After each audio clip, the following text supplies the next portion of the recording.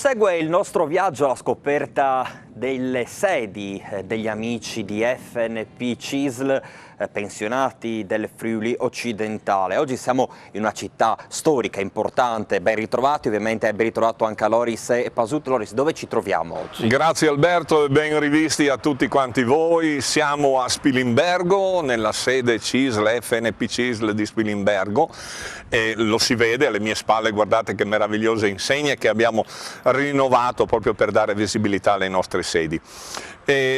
Vi accompagno adesso, Alberto, ti accompagno dentro nei nostri uffici dove operano i nostri volontari che, come tu sai, ogni volta noi richiamiamo perché il loro impegno è importante per noi. Vieni con me. Tanti argomenti anche oggi, mi sembra, sarà una puntata frizzante. Esatto. Eccoci qua, Alberto. Allora, intanto che tu visiti la nostra sede, io vado dai pensionati volontari e ve li presento uno ad uno. Prego. Eccoci, siamo entrati nella stanza dei nostri volontari della FNP CISL che vi voglio subito presentare. Una bella squadra senza la quale noi non possiamo operare, l'ufficio non funzionerebbe. Abbiamo Renato, il responsabile della sede, Armando, Maria, Cristina e Paola. Non sono tutti, perché manca qualcuno, sono una decina circa, manca qualcuno per impegni, come dire, di famiglia, personali. Infine vi voglio presentare Eugenio, al quale cederò subito la parola, perché ha qualche cosa di importante da raccontare. Lui è stato rappresentante delle istituzioni, è stato sindaco delle nostre zone, conosce bene il nostro territorio. Gli cedo immediatamente la parola. Prego, Eugenio. Io sono un pensionato che opera qui a Spilimbergo come sportello, ma anche sul territorio. Sul territorio praticamente ho avuto la fortuna che la FNP mi ha dotato del materiale sufficiente per informare, agevolare e dare appuntamenti, permettendo alla gente di essere in contatto con i servizi. Uno dei casi che mi sta molto a cuore è quello di una signora della quarta età, dunque molto anziana, che viveva solo e isolata nelle nostre vallate, che riceve una raccomandata da uno stato estero, la cui lettera è scritta in lingua inglese e che gli chiedeva praticamente di rispondere in tempi brevi a questa raccomandata previo la sospensione della sua pensione estera. E quindi ha preso contatto con un suo parente fuori regione che si è messo poi in contatto con la sede e abbiamo cercato di risolvere il problema con i nostri servizi CAF. Il CAF ha preso contatto con questo parente, si sono visti a Pordenone, quindi fuori zona, hanno trattato il problema che si è concluso in modo felice e mettendo in evidenza sia la collaborazione tra la FNP e i servizi e mettendo in evidenza anche, diciamo, la professionalità dei nostri operatori. Ha detto una cosa importante in chiusura, Eugenio, ha parlato di collaborazione tra i volontari pensionati e i servizi. Se venite con me vi presento Patrizia, la responsabile dell'INAS, del nostro patronato. Se mi seguite ve la faccio conoscere, prego. Eccoci, sono entrato nell'ufficio INAS, delle pratiche INAS. Vi voglio presentare immediatamente la nostra responsabile Patrizia Del Bianco, alla quale cedo la parola perché ha dei casi interessantissimi da raccontare. Prego Patrizia. Allora, volevo appunto presentare questo caso che ci è capitato proprio quest'anno. Viene da noi una signora nata nel 1959 per una domanda di invalidità civile. Presentiamo questa richiesta all'INPS e in tale occasione le viene riconosciuta un'invalidità compresa tra il 74 e il 99% e le viene dato un assegno mensile di invalidità. Facciamo un estratto contributivo perché lei, non avendo più lavorato dal 2009, il suo diritto alla pensione di vecchiaia sarebbe stato a 67 anni. Consigliamo alla signora di andare dal proprio medico di base, farsi fare il modello SS3 e presentiamo all'INPS una domanda di pensione di vecchiaia anticipata con per un riconoscimento di un'invalidità non inferiore all'80%. L'INPS ci liquida una prestazione ad agosto del 2022 con un diritto retroattivo al 2016 e alla signora ha percepito circa 80.000 euro di arretrati, e questo penso che sia un caso da segnalare se le persone vengono nei nostri uffici, verificare sempre la posizione per vedere se hanno qualche diritto non richiesto. Molto bene Patrizia, come si diceva appunto controllare sempre il proprio stato contributivo, perché nascosto in qualche angolo ci potrebbe essere una sorpresa a volte anche piacevole. Bene, grazie Patrizia, io vi accompagnerei in un altro ufficio perché noi non operiamo soltanto con l'INAS e il CAF che sono dei servizi, operiamo anche con le categorie che sono i rappresentanti dei lavoratori. Vi accompagniamo, se mi seguite, vi faccio conoscere il segretario regionale della categoria della Filca che si occupa di legno e cemento. Seguitemi.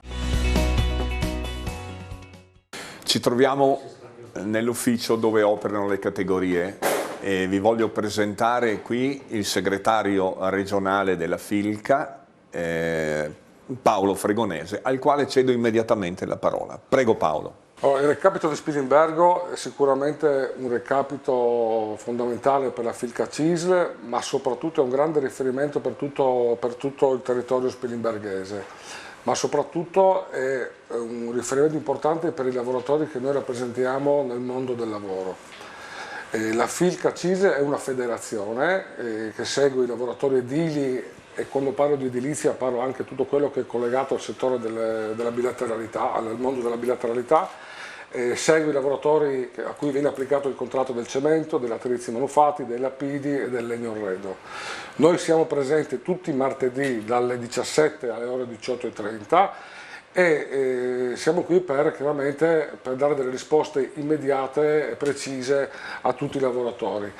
Molte problematiche sono legate chiaramente al mondo del lavoro, ai rapporti di lavoro, ma ci sono anche tutta la questione legata ai servizi che fortunatamente da poco tempo noi siamo stati accreditati con l'FNP in modo tale, attraverso l'agenda facilitata, che questo ci permette, che è uno strumento che semplifica un po' il mondo la vita delle persone e cerchiamo di dare delle risposte immediate e tempestive alle tante richieste che vengono fatte, che sono non solo quelle legate al rapporto di lavoro, ma sono anche legate a tante esigenze che le famiglie, le persone, i lavoratori e i pensionati devono affrontare quotidianamente con il patronato. Bene, ho sentito nominare bilateralità, cassa edile. Vogliamo brevemente spiegare ai telespettatori di che cosa si tratta? Allora, la cassa edile è un ente bilaterale del settore delle costruzioni. Lo scopo della bilateralità è quello di rafforzare un contratto nazionale attraverso delle prestazioni che possono essere di carattere contrattuale oppure di carattere extracontrattuale. Quelle contrattuali sono legate esclusivamente al rapporto di lavoro attraverso un contratto nazionale del lavoro, mentre quelle extracontrattuali sono regolate attraverso degli integrativi provinciali che vengono firmati. L'ultimo è stato firmato poche settimane fa in provincia di Pordenone, e attraverso queste prestazioni si dà un sostegno alle persone che sono dipendenti delle imprese edili, che possono essere le borse di studio, possono essere prestazioni sanitarie rivolte ai dipendenti delle imprese edili, ai figli e chiaramente anche al coniuge. Sono tutte prestazioni che si danno appunto per agevolare e dare un contributo a tutti i lavoratori che lavorano proprio e operano nel settore delle costruzioni. Molto bene, grazie Paolo per la tua disponibilità. Se mi seguite vi faccio conoscere una persona che ha delle cose interessanti da dirvi. Prego. Spilimbergo. Spilimbergo è la città del mosaico, come tutti sappiamo, una città di grande cultura, una città, un paese, grosso paese dove c'è un forte impegno civile.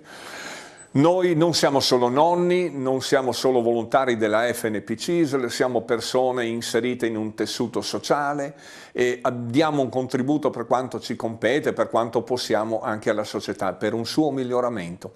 E allora a questo proposito vi voglio presentare questo libretto che ha scritto Armando Zecchinon, la persona che è qui vicino accanto a me, che è stato consigliere regionale, che ha avuto diversi impegni a livello, come dire, istituzionale, al quale cedo immediatamente la parola per un suo racconto. Prego Armando. Sì, dobbiamo tenere presente che il nostro lavoro non finisce soltanto nel momento in cui abbiamo predisposto una pratica e l'abbiamo conclusa.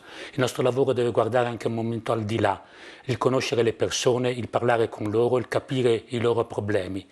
Faccio un esempio, è chiaro che quando noi facciamo un ISEE ad esempio abbiamo la possibilità di contattare le persone, però una volta che hanno il documento bisogna seguirle ancora per capire quali sono le loro esigenze, le loro disponibilità, le loro capacità di rapportarsi e dico viene a crearsi tra noi e coloro i quali vengono ai nostri servizi un rapporto quasi di amicizia e sono capaci di darci delle cose che veramente mai penseremmo, in quanto sarebbe veramente importante capire fino in fondo quali sono le loro esigenze.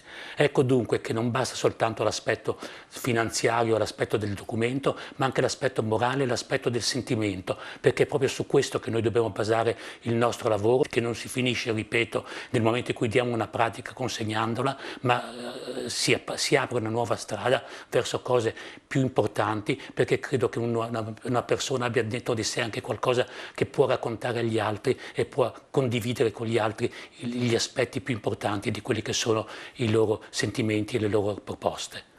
Ecco, avete sentito, quindi questa è la testimonianza che il nostro lavoro non finisce qui, continua. Armando Zecchinon, il titolo Nel mondo del lavoro sarà un libretto che sarà presentato alle istituzioni e nei luoghi dove ci sono interessi che riguardano appunto questi temi. Bene, io mi alzo e vado a raggiungere Alberto per i saluti finali. Allora Alberto, sei riuscito a fare il giro, hai visto le nostre stanze, cosa ti è Sede parso? moderna, ma ancora di più personale molto preparato, ci ho parlato un po', mi sembra che siamo veramente al top. Certo, certo, certo.